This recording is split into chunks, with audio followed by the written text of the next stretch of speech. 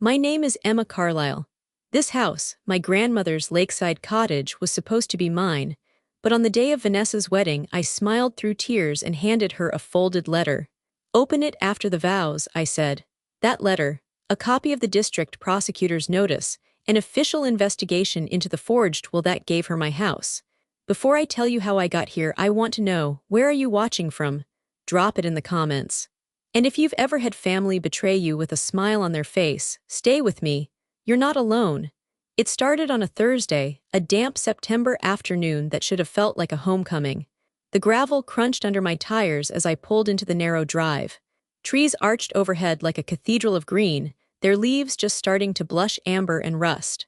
My grandmother's cottage stood ahead, small, cedar-framed, sun-washed, eternal. I could already smell the lavender from the porch pots, or maybe I just remembered it so vividly. I stepped out, heart beating fast. I'd been away for almost a year, working long hours, grieving quietly, thinking often of this place, my safe place.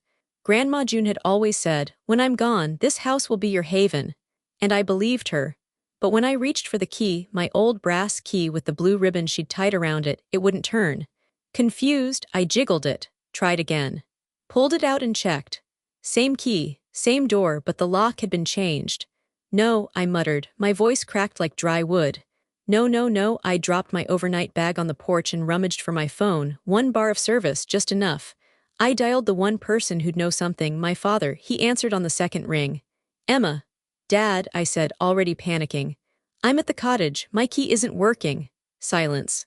"I don't understand, did someone break in? Why would the lock be changed?" He exhaled slowly. "That's how it has to be now." "What?" My voice rose. "What do you mean? This house was Grandma's gift to me, you know that." "She wanted peace in the family," he replied coolly. "We did what was best." "We who's we?" Another pause. "You shouldn't have come without calling first, Emma," he said like I was the rude one crashing a party. "I'm sorry, that's all I can say." "Sorry? No, no, you don't get to do that," I snapped, my breath fogging in the evening air. "You can't just lock me out of my own house and act like it's some unfortunate misunderstanding. Grandma promised me this place." "She's gone, Emma, things change." And then he hung up just like that.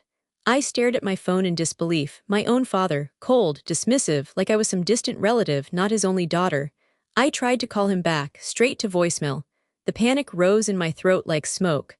I rushed to the garage, locked. Around to the back door, also locked. Windows shuttered. My chest tightened. I was locked out of the last thing that truly felt like home. And to make things worse, my car wouldn't start, the battery was dead, because of course it was. "Perfect," I muttered, kicking the gravel, "just perfect." I stood in the twilight, arms crossed, the damp air pressing against my skin. No neighbors nearby, no signal strong enough to call anyone else. The nearest town was a 40-minute walk, and night was falling fast. It wasn't rage anymore. It was something colder. Something deeper, betrayal. I looked up at the cottage window, the one from my old bedroom, still cracked at the top, just like always. "Sorry, Grandma," I whispered, "but I'm not sleeping outside." With shaking hands, I pulled an old garden bench under the window, climbed up, and slid it open the rest of the way. The wood groaned. My knee scraped against the frame as I hoisted myself through. Inside, the scent hit me instantly, lavender and old pinewood. Like time had held its breath. Everything looked the same, but it felt stolen. I sat on the edge of the bed I used to nap in as a girl, breathing hard, my hands curled in the quilt she sewed for my 10th birthday. I remembered her voice, her laugh, her words. "This house is yours, Em. One day when I'm not here to guard it, it'll be your turn." She wouldn't have changed her mind. They did something awful. I barely slept that night, wrapped in memories and lies. The silence in that cottage was louder than any scream. And by morning, I knew one thing, I wasn't leaving.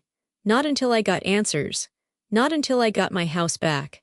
I woke to the sound of birdsong and the distant ripple of water lapping against the dock. The cottage was quiet, still wrapped in shadows, but dawn was beginning to push through the thin curtains. I sat up slowly on the worn quilt, the one with the patch of stitched cardinals Grandma said symbolized us. Took me a moment to remember where I was. Then the truth hit again like a weight on my chest. They locked me out. I slid off the bed, ignoring the sharp ache in my lower back from sleeping half-curled in yesterday's clothes. The air was cool, tinged with that faint scent I could never describe but always knew, lavender and smoke, with a hint of old books and rain-damp wood. I padded barefoot to the back door and unlocked it from the inside. The creaky screen door groaned open, and I stepped onto the lake stretched out like glass. Golden rose light spilled across the water, and for a second, just 1 second, the world didn't feel cruel. I lowered myself into the rocking chair, Grandma's chair, the one where she used to sit with her knitting and hum old songs under her breath. I closed my eyes and tried to find her there. It worked. I could almost hear her voice beside me, warm and matter-of-fact. "Nothing can hurt you here, Em. This is your safe place, always will be." A tightness twisted in my throat. I was 10 the first time she brought me here for the summer. The first time I held a fishing pole. She taught me how to bait a hook without flinching, how to clean a fish without making a mess. We made midnight cocoa with cinnamon and marshmallows, and she always said we had to stir it counterclockwise for luck. I used to believe those little rituals mattered. Maybe they still do. After a while, I stood and walked slowly along the porch, my fingers trailing the chipped railing. The boards creaked in all the same places. The swing still hung slightly crooked like it always had. I stepped back inside and let my feet guide me through the house. Everything was where she left it. The blue enamel teapot on the stove, her apron hanging by the pantry door. The faded calendar still turned to the month she passed, October last year. I hadn't had the heart to come back then. I let my father handle the arrangements. I thought I could trust him. I ran my hands over the old kitchen table, the one with knife marks from when she taught me how to slice apples without cutting my fingers. The air was thick with dust motes, and the scent of a life interrupted. In the living room, the fireplace held a few charred logs, untouched since that last winter. Her armchair sat facing the hearth, a folded quilt draped over the back. I bent down and picked up a photo frame from the side table. It was us. Grandma and me on the dock, side by side, arms around each other, both of us grinning in our sun hats. I blinked fast, but the tears came anyway. "I promised you I'd keep this house alive," I whispered to the photo, to the room, to her spirit, if she was still listening. And I meant it. I clutched the frame to my chest and sat cross-legged on the floor. This place wasn't just a house. It was the only piece of her I had left. The only place that ever felt like mine, not borrowed, not shared, not conditional. They could change the locks. They could file papers and pretend it was theirs. But they couldn't take this. Not the air, not the memories, not the truth. This house knew me. And I wasn't giving it up without a fight. I was back in the city by Monday morning, but my thoughts were still anchored to the lake. The drive had felt like moving through fog. I hadn't slept much since that night in the cottage. Every time I closed my eyes, I saw the porch swing, the photo frame, the old copper kettle. The ache in my chest hadn't eased. Now I stood outside my parents' townhouse, fingers curled into a fist around the strap of my purse, trying to rehearse the conversation I'd already played 100 times in my head. Just talk to him. Stay calm. Ask for the truth. The door opened before I could knock. My mother's expression flickered from surprise to caution the moment she saw me. "Emma," she said, smoothing her blouse, "you should have called." "Is Dad home?" I asked, stepping past her into the hallway. The scent of lemon polish and cinnamon hit me, familiar but sterile. This wasn't a house that held memories. It was a place for performances. "He's in the den," she said with a tight smile. "But Emma, this isn't the best time." I didn't wait. My boots clicked against the hardwood as I walked down the hall and opened the French doors. My father was seated in his leather chair, flipping through a binder. His reading glasses sat low on his nose. He looked up, and for a moment I saw something shift in his face. Not guilt, just mild irritation. "Emma," he said flatly, "we weren't expecting you." "I need to know what's going on with the cottage," I said, ignoring the tremor in my own voice. "Why did the locks change? Why won't my key work? You hung up on me last week, and I need a real answer now." He sighed and set the binder aside. "It was handled, Emma, it's done." "What does that mean?" I demanded, stepping forward. "That house was Grandma's. She told me in front of you that it would be mine." He rubbed his temple like I was giving him a migraine. "And we all agreed it was a beautiful idea back then. But circumstances change. Your sister's wedding was coming up. The family thought it would be the right thing to give the cottage as a gift." I stared at him. "A gift? You gave her the cottage as a wedding present?" He nodded once, like this was the most reasonable thing in the world. It made sense. She needed a home, a fresh start. You're not married, you don't even live in state anymore. I moved for work. That doesn't mean I gave up my claim. I stopped short as I heard heels click on the hardwood behind me, and then came her voice. "Oh, she's here," Vanessa said, with the sweet venom only sisters can master. "Hi, Em." I turned to find her walking into the room like a runway model, her hair freshly curled, nails glossy and sharp. She held a folder in her hand and that infuriating little smirk she wore whenever she thought she'd won. She held the folder out like a trophy. "Thought I'd bring the papers over for Dad to review, just to finalize a few things." "What papers?" I asked, already knowing I didn't want to see them. She popped open the folder. "The deed transfer, registry filing, tax reassignment." She wiggled her fingers at me like she was throwing glitter. "It's mine now, sis, don't worry, you'll be invited to visit, maybe." I turned back to my father. "You let her do this," he didn't answer. "Dad, it's legal," he said quietly, not looking at me. "Everything was done properly." Vanessa's eyes glittered. "Honestly, Em, you should be happy for me. The lake house means a lot to both of us, but I'm starting a new chapter. I need a sanctuary." "That was my sanctuary," I whispered, my throat burning. It was all I had left of her. Vanessa tilted her head, feigning sympathy. "You should have said something sooner." "Said something?" My voice cracked. "You were there, Ness, you knew, you heard Grandma say it was mine." She shrugged like it didn't matter. "Well, I guess she changed her mind." "No," I said, taking a step back. "You changed the story."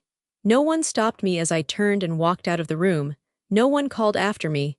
I reached the front door, hand shaking as I fumbled with the latch. My mother stood by the stairs, watching like I was some unwelcome guest in my own life. "Emma," she said gently, "maybe this is for the best." I didn't respond. Outside, the sun was too bright, too sharp against the sidewalk. I made it halfway down the front steps before the tears came. Not loud, not messy, just hot and fast, blurring the world around me. I kept walking.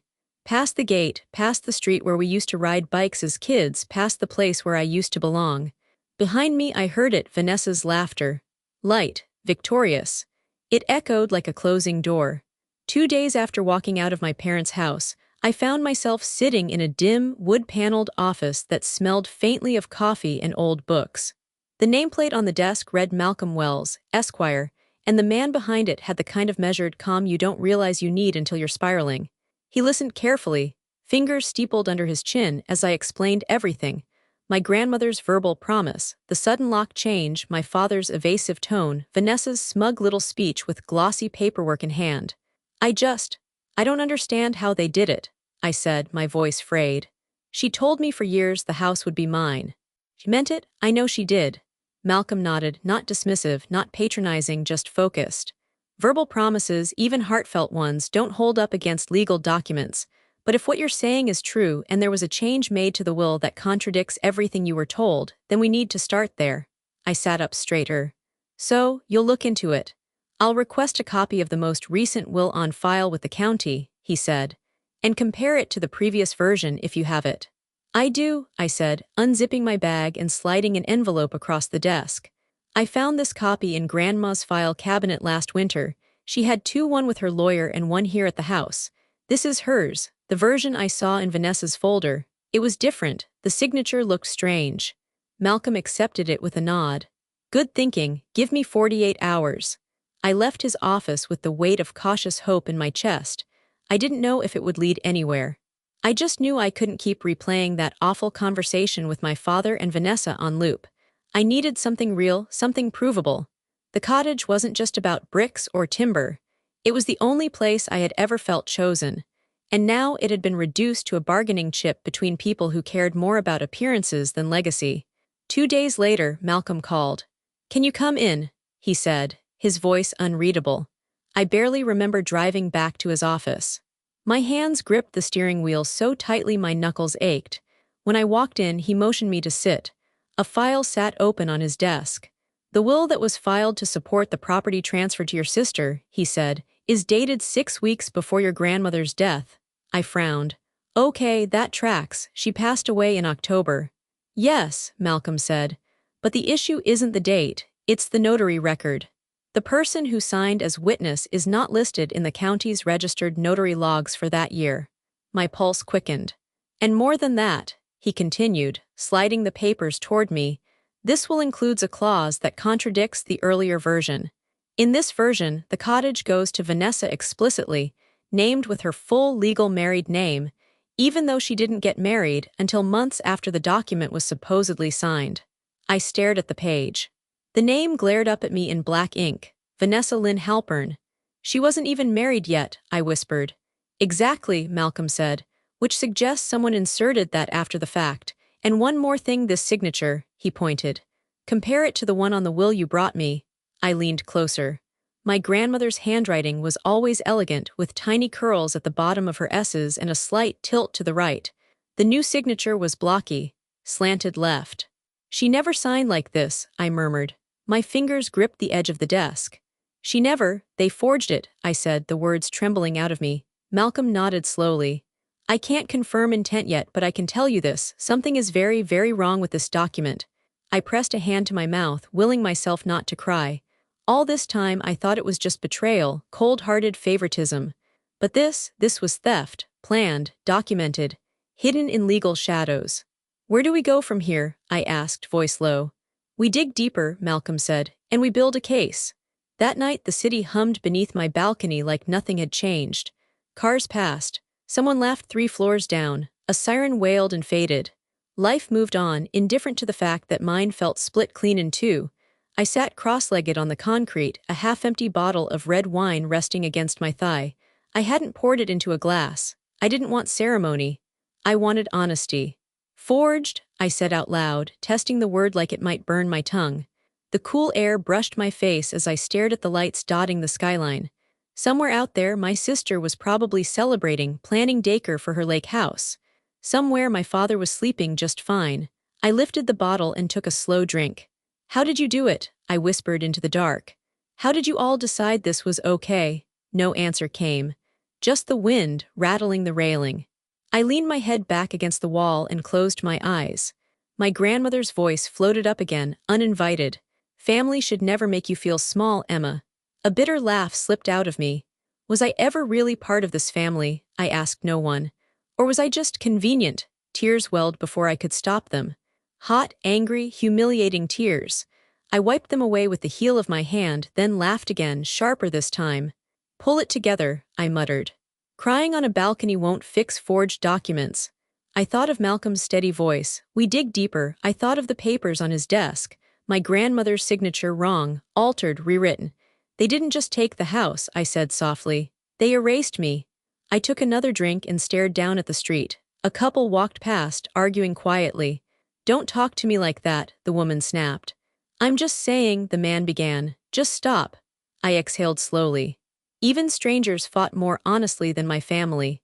My phone buzzed beside me. I jumped, heart racing, then deflated when I saw it was just a delivery notification. I locked the screen and set it face down. I don't know who to trust anymore, I whispered. And that's when his name surfaced. Josh. The thought of him came gently, like a hand on my shoulder. Josh Miller, my old friend from college, the one person who never talked over me, never minimized my feelings. He always listened first. Always asked the right questions. I remembered a night years ago, sitting on a fire escape with him, both of us nursing cheap beer. You have this habit, he'd said, thoughtful, of assuming the best about people even when they haven't earned it. I'd laughed then. Isn't that just being kind? No, he'd replied softly. It's being generous with your trust. There's a difference. I pressed my lips together now. He was the only one who knew how much the cottage meant to me. The only one who'd met my grandmother and said, "She reminds me of you, strong but quiet about it." I reached for my phone again, thumb hovering over his name. Don't, I told myself. It's late, you're emotional. But the silence felt heavier than rejection ever could. I typed, deleted, typed again.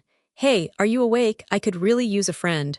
I stared at the message for a full 10 seconds, then hit send. The wine tasted sharper after that.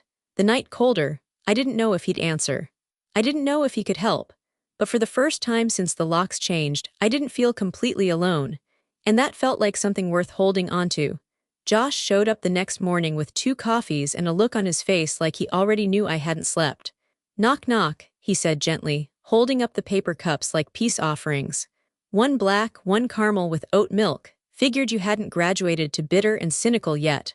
I opened the door wider and gave him a tired smile. Remembered? Course I did, he said, stepping inside. Only sociopaths forget someone's coffee order. We sat on my couch, the one with the frayed edges and mismatched pillows.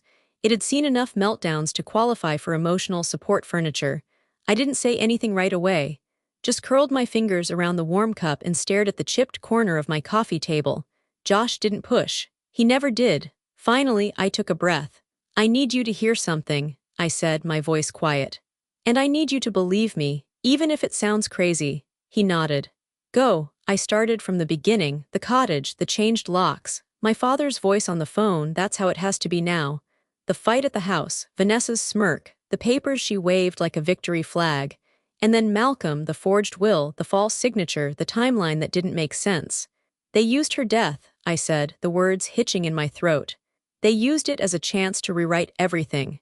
Take it all and pretend it was theirs to take." Josh didn't blink, didn't interrupt. He let me unravel it all, even the messy parts, like how I'd second-guessed myself, how I'd wondered if maybe I'd imagined Grandma's promises, how I'd sat on the cottage floor holding a photo frame like a lifeline. "They forged the will, Josh," I whispered. "They forged it, my own family." He didn't flinch.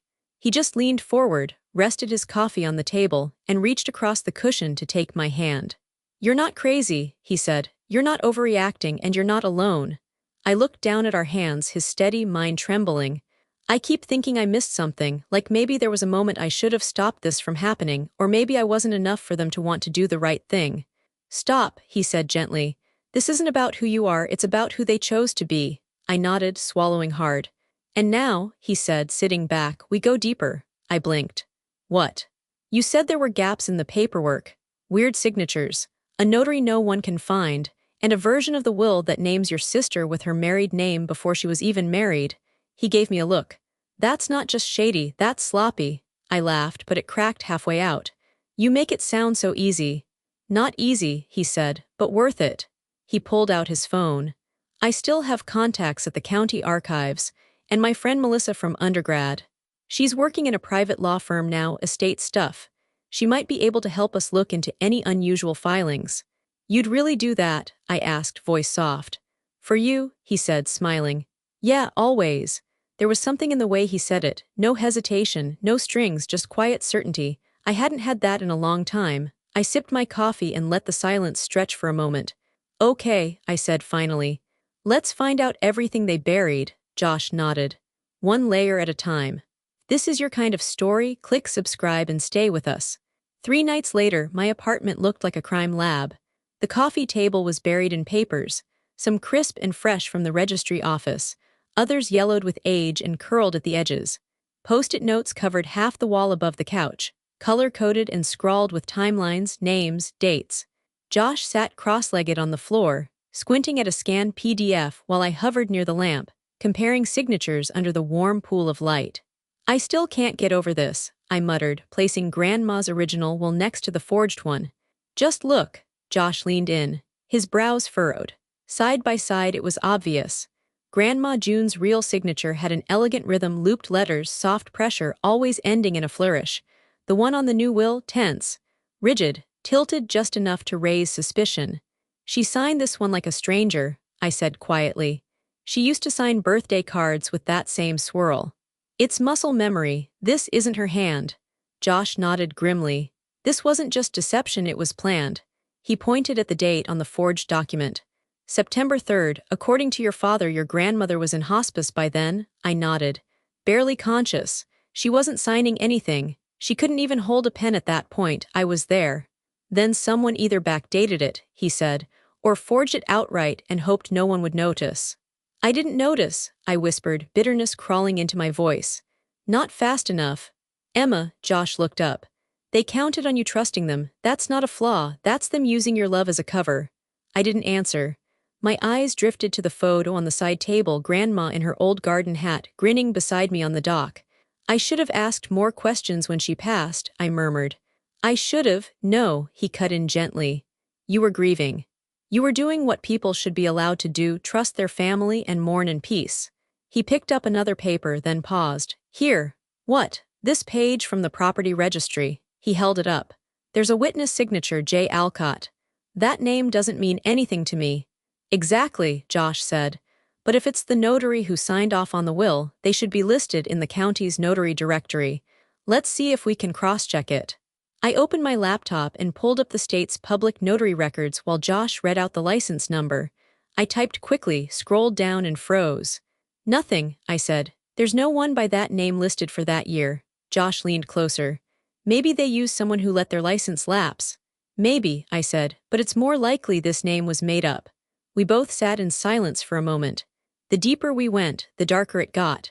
Josh shifted back against the couch and blew out a slow breath. Had access to her papers after she passed? I looked at him. My father and Vanessa, they handled everything, at least they said they did. He nodded. And if they knew no one else would challenge it, they could rewrite everything, I finished. And make it stick. I stood up and started pacing. But it's not sticking anymore. We've got dates that don't line up, a signature that doesn't match, and a notary that doesn't exist. Josh looked at me, steady as ever. This is bigger than just one lie. It's a web, and we're pulling at the thread now. I crossed my arms and stared at the will under the lamp. They thought I'd let it go, I said. They were wrong, Josh replied. Because now we know, and once you know, you don't back down. By the time Friday rolled around, I had a binder in my arms and hope in my chest. Josh and I had printed everything, duplicate copies of both wills, notary records or lack thereof, timeline inconsistencies, and a comparison of the signatures we'd highlighted in red. We even had a spreadsheet breaking down the suspicious elements, with notes in the margins like Vanessa's married name predates her wedding, and notary ID not listed in public record. We were ready. Malcolm's office smelled like fresh paint and burnt coffee. His assistant waved us through without a smile. That should have been my first clue. Malcolm stood when we entered, a folder already open on his desk. No tie today. His jaw was tight. Hey, I said, trying to read his expression. We've got a ton of documentation. You're going to want to see this. He didn't move, just gestured toward the chairs across from him. Josh and I sat, binder between us. I waited for Malcolm to ask to see it. Instead, he said, I've been looking into the will Vanessa submitted. I requested authentication of the notary's stamp. I nodded. And, he exhaled through his nose, long and slow. The seal checks out. I blinked. What? The seal on the will, the registry office verified it matches one filed in their archives, Malcolm said. The notary, Jonathan Alcott, had an active license during that window. But he wasn't listed on the public notary site, I said, feeling the blood drain from my face. He wasn't, Malcolm agreed. Because he died 3 months after the will was signed, and his records weren't digitized until recently, but they confirmed it. The seal is real. The logbook entry matches the document's date. My heart fell straight through my chest. No, I whispered. That can't be, it doesn't make sense. Josh leaned forward. Malcolm, the will lists Vanessa's married name. She wasn't married yet. How do you explain that? It's odd, Malcolm admitted, but not unprecedented. Some people use a future or intended name in estate planning, especially if the marriage was imminent. I shook my head. She didn't even have a wedding date until mid-October. This document is dated September 3rd.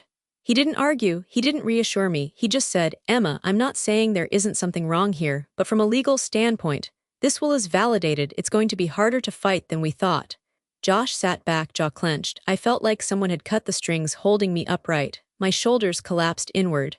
They armored the lie, I murmured. Malcolm gave me a look, 1 part sympathy, 2 parts resignation. They filed it right. They used the system. If we can't prove the notary log was falsified, this won't be easy to unwind. I stared at the folder in front of him, now meaningless. They left me nothing, I whispered. Josh put a hand on my knee, grounding me, but it didn't stop the rush of heat behind my eyes. I'd spent weeks thinking this was a paper mistake, a technical error we could expose. But it was. They'd done it well. They hadn't just stolen the house. They made it legal. I didn't cry. Not there, not yet. But I looked Malcolm in the eye and said, then we go deeper, again. He nodded once slowly. I'll keep digging, but Emma, brace yourself. This might come down to intent, and that's the hardest thing to prove. I stood without another word. Josh followed me to the elevator, his silence as loud as any scream. When the doors closed, I said, barely above a whisper, they knew exactly what they were doing. Josh didn't argue, didn't offer false hope. He just looked at me and said, then so do we. The folder weighed less than I thought it would. Standard black cardstock, no labels, except for the one I'd pressed on with shaking hands that morning, probable will forgery. Plain, unemotional, like the truth should be. Josh drove. Neither of us spoke much on the way. The courthouse sat tucked between two brutalist office buildings, its windows reflecting a slate-gray sky. Everything about the place felt clinical, distant, built to contain stories like mine without absorbing them. We walked past metal detectors and bored security guards, down a carpeted hallway lined with faded government notices and campaign posters for long-retired judges. I followed the signs: Office of the District Prosecutor, Civil Division. The clerk at the reception desk was young, maybe 25. Too young to look so tired. Her badge read Clarissa. "Hi," I said, my voice calm in a way I didn't feel.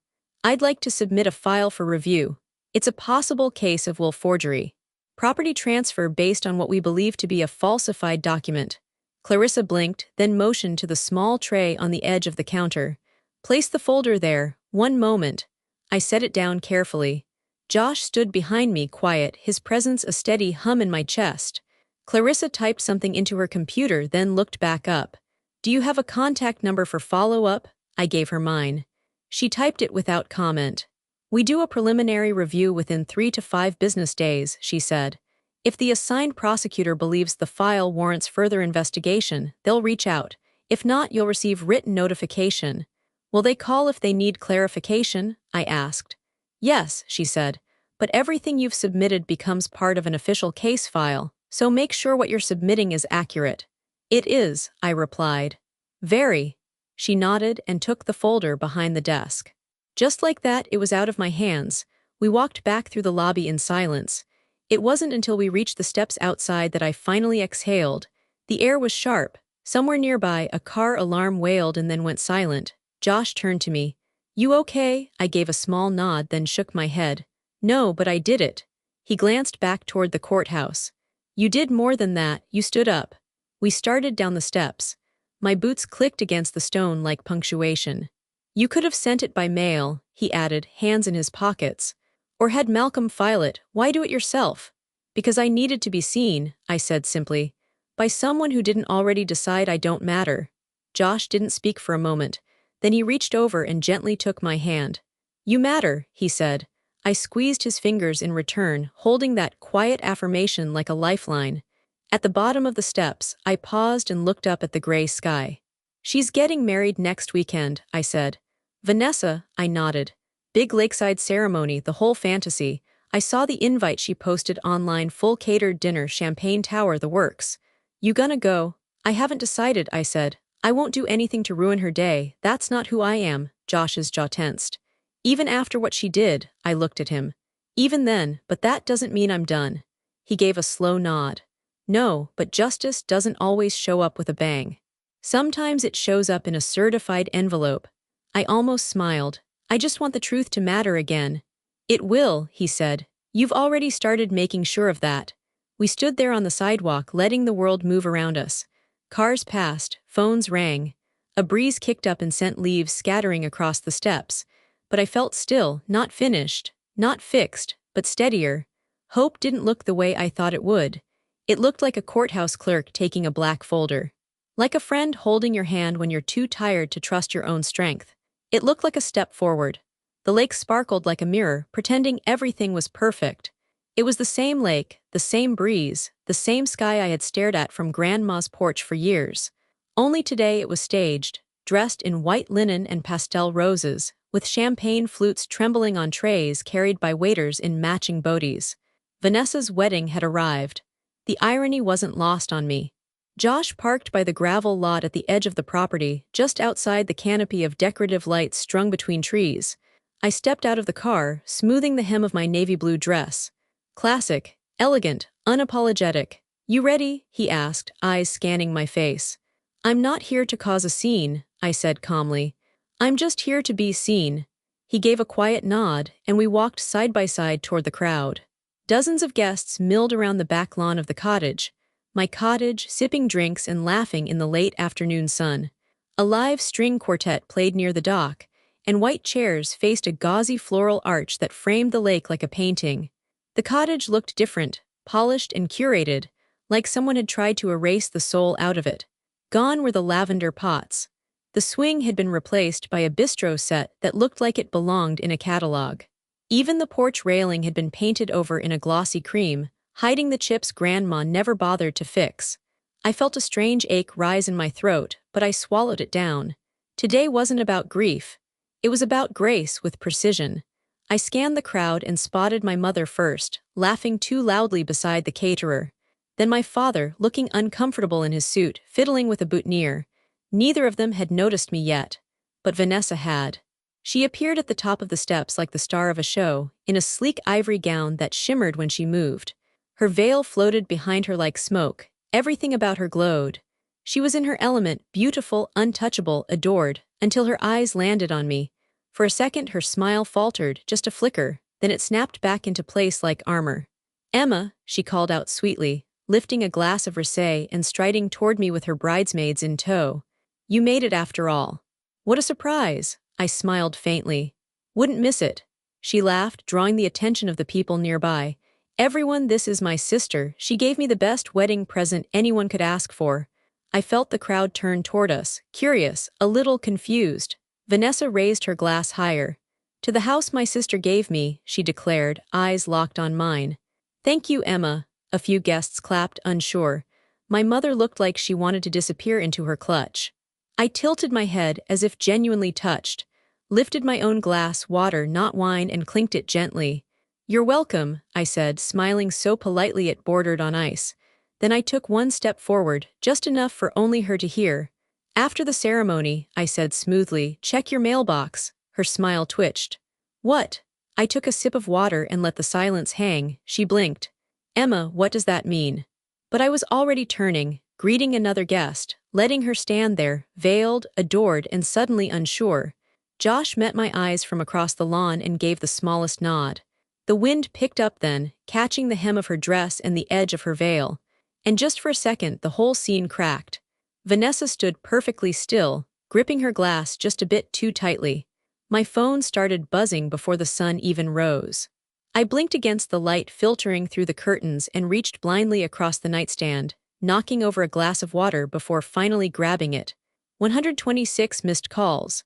I sat up slowly, heart pounding, not from fear, from the knowing. Vanessa, Dad, Mom, unknown numbers.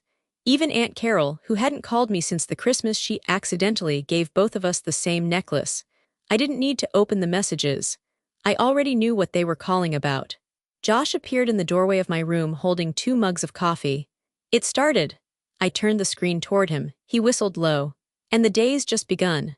I opened the first voicemail, Vanessa's voice, frantic and cracked. "Emma, what did you do? Why would you? You couldn't just leave it alone. You ruined everything, you..." Click. The second one was my mother, her voice quieter but full of tremors. "Emma, please, we didn't mean for it to go this far. Let's talk, sweetheart. Just don't escalate this." The third was from my father.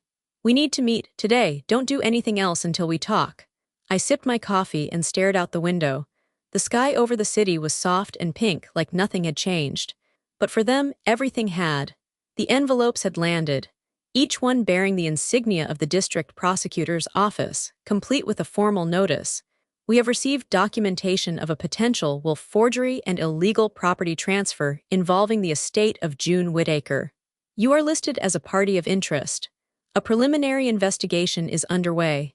Nothing dramatic, nothing tabloid-worthy, just cold, black ink on white paper, truth finally entering the room. By 10:30 I was seated at the back corner table of a quiet brunch spot. Josh sat at the bar, within view but giving me space.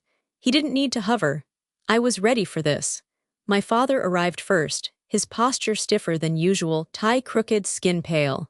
He slid into the booth across from me, eyes searching mine for something, maybe softness, maybe surrender. A few minutes later my mother arrived, face drawn, lips pressed tight. She avoided my eyes. Vanessa followed, sunglasses still on despite the cloudy weather, her entire body vibrating with rage she barely kept under control. We sat in silence for a beat, the hum of quiet conversations around us like white noise. Then Dad cleared his throat. "This doesn't have to get any worse." "Worse?"